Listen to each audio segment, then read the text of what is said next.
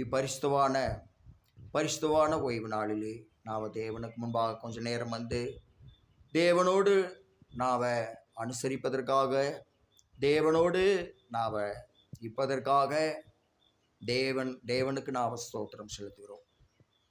தேவன் தன்னுடைய கற்பனைகளிலே ஓய்வு நாளை பரிசுத்தத்தோடு ஆசரிக்க நினைப்பாயாக என்று கேடும்.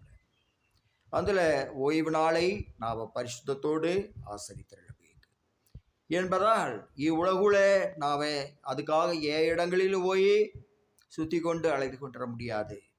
நாம் தேவனுடைய ஆலயத்தில் தான் பரிசுத்தமாக நாம் ஸோ நாம் ஓய்வு நாளிலும் பரிசுத்தமாக தேவனுக்கு முன்பாக அதை நாம் மனமகிழ்ச்சி நாளாக நாம் கொண்டாடிடும் பெற்றுகிறோம். தேவன் மனமகிழ்ச்சியின் தேவன் தான், மனமகிழ்ச்சியின் ஊற்றாய் தேவனொபரே.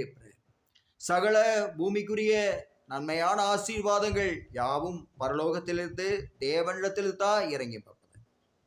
இப்பூமியில நம்மளுக்கு ஏனத்த நாவ இப்பூமியில தேவன் உருவாக்கிய பூமியாய் இது இருந்தாலும் இப்பூமியில அவ்வளவு சந்தோஷம் இல்லை.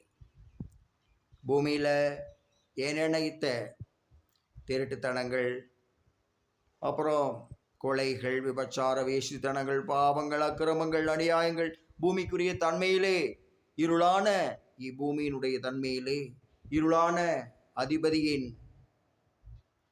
காரியங்களிலே பூமி தன்மையிலே மனுஷன் அதை தெரிந்து கொண்டு அவன் மாதிரி டெக்கரேட் செய்வன.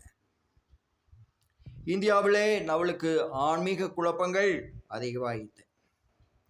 அநேக மதங்கள், அநேக சமயங்கள், அநேக குருமார்கள் யாரை முறையாக பின்பற்றுவது? நாம் இந்தியாவில் தேவனை எவ்வளவோ நம்பி விசுவாசித்து ஜெபித்து நாம் ஓடிக்கொண்டிருக்கிறோம். அதில் தேவன் அவளை பிழைப்பூட்டுற அது போதுமானதாக இத்த.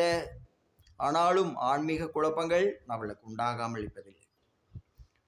சமயத்தை பின்பற்றுகிறவர்கள் அணியாய் சுகவான ஜீவியத்திலே தொடர்ந்து இப்பற என்று நம்மளுடைய மனது மாறுகிறது. நவதேவன் இப்பூமியில அவர் நம்மளுக்கு முழுமையான சுகவான ஆசீர்வாதமான ஒரு ஜீவியத்தை கொட்டாலும் அவர் இப்பூமியில நம்மளை அவர் துன்பப்பட்டு என்பதை மாத்திரம் நம்மளுக்கு எந்தலைவே அவர் காட்டக்கூடிய ஒரு தேவனாய்